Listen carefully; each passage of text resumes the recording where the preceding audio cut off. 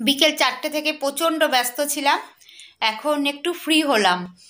এখন বাজে 9টা 15 বাজে, পুরোপুরি 9টা 15 বাজে।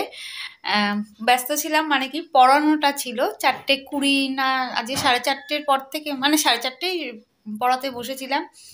তো এখন সব গেল, এখন একটু ফ্রি হলাম, খিদেও পেয়ে গেছে এত বক বক করতে করতে। খাচ্ছি, এটা গজা খাচ্ছি এখন। আর ভাল লাগছে না চাটা চা তো সন্ধ্যাবেলা খেয়েছি, চাটা খেলে হয়তো ভালো লাগতো, কিন্তু আর চা খাবো না। এখন ও বাড়িতে চলে যাব। আজকে খুব গরম লাগছে, আজকে তো একটুও ঠান্ডা নেই, প্রচণ্ড গরম লাগছে। চাদরটা আর গায়ে দিতে পারছি না, তবে কালকে যে কি পরিস্থিতি হবে আমার ভয় লাগছে। আকাশে একটাও তারা দেখতে পেলাম না, আকাশটা মেঘ। রাত থেকে শুরু হয়ে যাবে কিনা জানি না, কি মানে পেছন ছাড়ছে না এবার আর।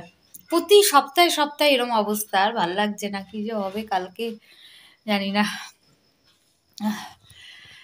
এটা খেয়ে সেলাই করতে আর বসতে পারলাম না, কারণ অনেক দেরি করে সব ছুটি হলো, সেলাই আর করতে পারলাম না। দেখি কালকে করতে পারি কিনা।